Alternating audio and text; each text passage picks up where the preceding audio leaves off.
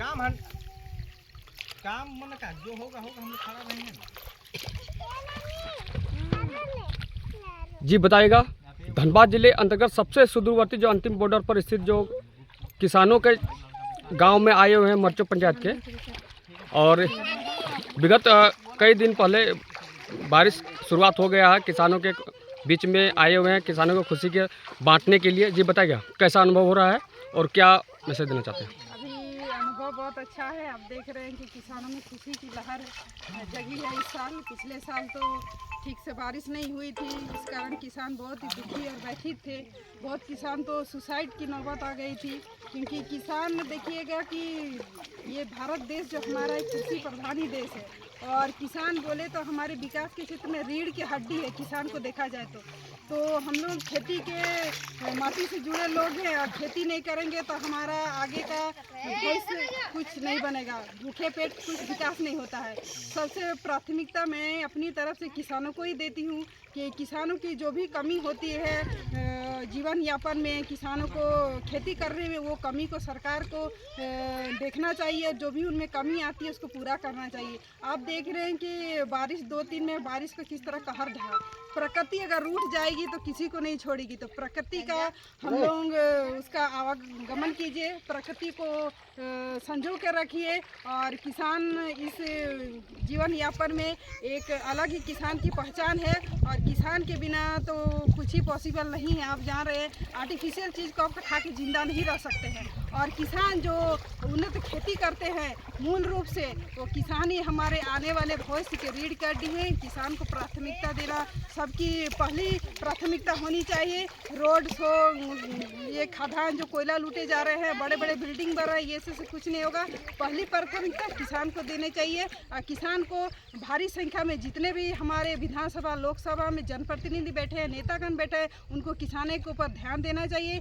उनमें आप देख रहे हैं कि पिछले साल बारिश नहीं हुई थी, किस तरह लोग माने जीवन यापन नहीं कर पा रहे थे। तो किसानों को किस तरह से समुचित विकास, वो किस तरह अन्न उपजान कम पानी में फसल की ओर रुझान जाए, इस तरह की जो फ्री में इनको ट्रेनिंग दिया जाना चाहिए, और फ्री ऑफ कॉस्ट हर पंचायत में देना चाहिए, ताकि किसान की जो उपलब्धि है जोर शोर से रहे। और एक समिति या एक बोलते पंचायत में एक यूनिट बनना चाहिए, एक टीम बनना चाहिए, जो खासकर जो किसान अपने धरोहर को लेके नहीं जा पा रहे हैं, आजकल फैशन की दुनिया में जा रहे हैं, और कहीं ना कहीं ये पीछे चला जा रहा है। किसान वर्ग की जो खेतीहर किसान के पुत्र हैं वो कहीं ना कहीं फैशन के दुनिया में और नौकरी बिजनेस की दुनिया में जा रहे हैं। लेकिन वो भी कीजिए, लेकिन अब खेतीहर भूमि करना छोड़ें, क्योंकि आजकल आप देख रहे हैं एक बहुत ही बड़ी समस्या आ रही है कि खेतीहर भूमि हम लोग छोड़ के जो भूमाफिया है, जो खेत को किस तरह से कब्जा जमाने की कोशिश कर रहे हैं, और ये हो भी रहा है। और धीरे धीरे पूरा जो खेत किसान की जो खाली जगह पड़े उन्हीं पे नज़र है, और वो लोग जमा के उस खेतीहर भूमि को लेना चाह रहे हैं। आप देख रहे हैं बड़ी बड़ी कंपनी आ रही हैं, बस मूल रूप से हमारे रैयों तक किसानों को खेती और जो ज़मीन है वही लूटने का काम कर रही है। तो अपनी खेती को बचा के रखें, कि खेती हमारे रीढ़ की हड्डी है। और हर किसान को मैं यही कहूँगी कि अपनी पहचान अगर है तो हमारी माटी के से ही जुड़ी हुई अपनी माटी को बचाने में सहयोग करें। जोहार। जी, ये जो आंदोलन है झारखंडी भाषा खतियान संघर्ष समिति व झारखंडी लोकतांत्रिक क्रांतिकारी मोर्चा का, खतियान यानी कि माटी, अपना ज़मीन, झारखंड का अलग होने का मेन जो आपका जो विज़न था, ये यहाँ का भौगोलिक दृष्टिकोण से यहाँ पे अलग हुआ, यहाँ के भाषा के दृष्टिकोण से अलग हुआ है। तो आप खुद एक वर्तमान में जिला परिषद बलियापुर क्षेत्र से, आपके पारिवारिक स्थिति भी लगभग संपन्न है, और आपका फौज डिपार्टमेंट से भी आपका परिवार से हैं। तो आप इस क्षेत्र में आके किसानों के बीच आ रहे हैं, और जनता को ये एक अच्छा मैसेज जा रहा है। जी बताएगा, तो आने वाले भविष्य को लेकर, राजनीतिक भविष्य हो चाहे आने वाले जो पीढ़ी को लेकर, अपने खेती किसान माटी को लेकर क्या संदेश देना चाहते हैं?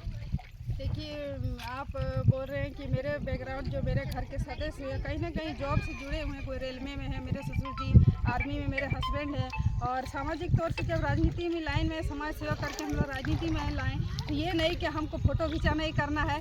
मैं भी खुद एक किसान की बेटी रही है। मेरी माँ दीदी सभी खेत में ही धान रोपते थे, तो शौक से मैं जाया करती थी। घर की मैं छोटी थी और हमारे जो हर फैक्ट्री भी है, जो सिंदरी का कारखाना आप लोग जान रहे हैं, हमारी ज़मीन वहीं पे गई हुई है। तब से हम लोग का खेती जो है वो छूट ही चुका है। इधर उधर हम लोग सेट होके किसी तरह ज़मीन लेके मतलब अपना घर गृहस्थी बसाए थे मेरे पिताजी दादाजी लोग। तो मेरा एक शौक भी रहा है कि नहीं, मैं कभी मौका मिले तो मैं खेत में जाऊंगी और धान रोपूंगी। और आज आपके मीडिया प्रभारी जो रंजीत कुमार महतो, इन्होंने चैलेंज किया था कि भाभी आप धान नहीं रोप पाइएगा, ये हम बोले नहीं, एकदम मैं आपके चैलेंज को एक्सेप्ट करती हूँ। और आज मैंने खेत में अपना माटी की जो बेटी हूँ वो काम करके दिखाया है जितना हो, क्योंकि मुझे वो समय नहीं मिलता है कि मैं हर खेत खलिहान में जाऊँ। लेकिन आज मुझे भी अच्छा लगता है माटी से जुड़े हुए हर काम। मेरा घर में एक छोटा सा बाड़ी है जो बोलते हैं, वहाँ मैं अपने से ही सब्जी थोड़ा बहुत उगाती रहती हूँ। आप कभी चलिएगा मेरा बाड़ी में, तो मैं खुद ही करती हूँ। मेरे घर में सभी इधर उधर बिजी रहते हैं,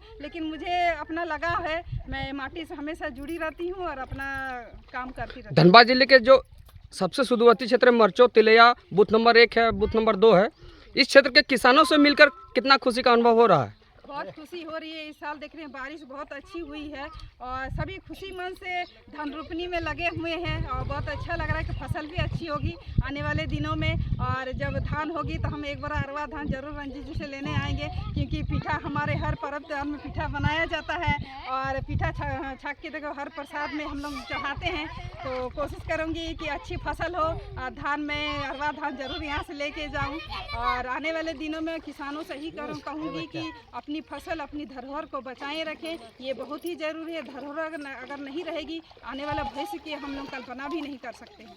जी, अपना परिचय बताइए। उषा देवी, जिला परिषद बलियापुर की और JBKCC महिला मोर्चा की केंद्रीय महासचिव।